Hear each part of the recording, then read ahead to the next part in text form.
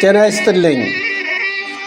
በሱዳን መሬት ላይ በአምራኮባ የመጠለያ ካምፕ በ1984 ዓመተ ምህረት የወገናችን ባለውለታዎች ከሆኑት አንዱ ለጀግናው ወንድማችን ለአቶ ፍስሐ እሸቱ ምህረት የክብር ውዳሴ እስኪ ልዳስሰው በከፊል ልናገር ስለ በቀልክባት አዲስ ዓለም መንደር ከሊቃውንቶቹ ከጀግኖች ባድማ በጣም የሚያኮራው ታሪኩ ሲሰማ ተወልደህ ያደግከው ከለምለሟ መንደር በትውስታህ ያለው ያነ ሰፊ ማህበር ዓመት በዓል ሲከበር ሲጠበቅ ሲዘከር በደስታ መከራው ዘመድ ሲተባበር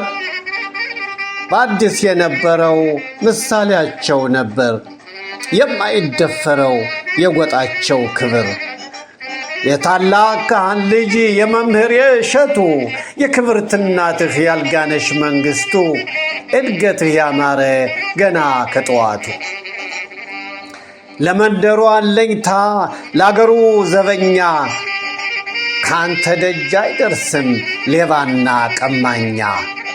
ለእህት ወንድሞችህ ጋሻ ከለላችን የጥበብ የክህሎት ታላቅ መምህራችን የምንመካብህ ደጀነህ አምባችን።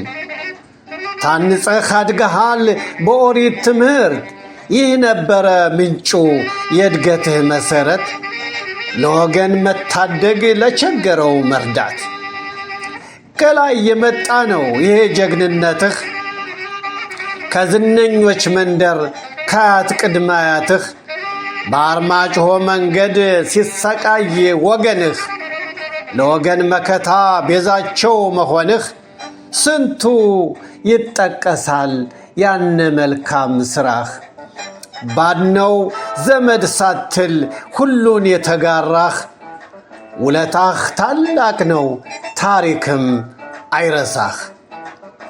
ደግሞ እንደደረሰ ከቤተሰቡ ጋር መጠለያ ጣቢያ አምራኮባ ሰፈር ለማወቅም በቅቷል የሆነውን ነገር።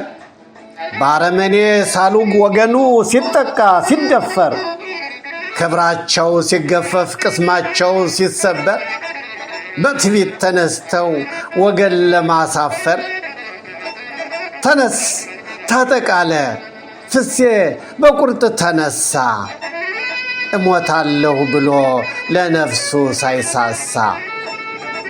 ሆነሃል ለወገንህ መከታና መብራት እንደ ችቦ ፋና በጣም ይገባሃል ክብርና ምስጋና። ሁሌ ጸልያለሁ ለልዑል እግዚአብሔር ሰላምና ጤና ካንተ ጋር እንዲኖር።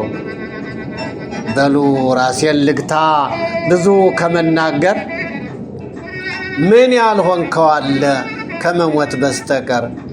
ምስጋናችን ይቅረብ ለፈጣሪ እግዚአብሔር ሰላም ያደረሰህ ከዚች ቅድስት ሀገር ከምትወዳቸው ከቤተሰብህ ጋር በጣም ይገባሃል ምስጋናና ክብር። በጣም አመሰግናለሁ። የምኮራብህ ወንድምህ ሽሙኤል ምህረት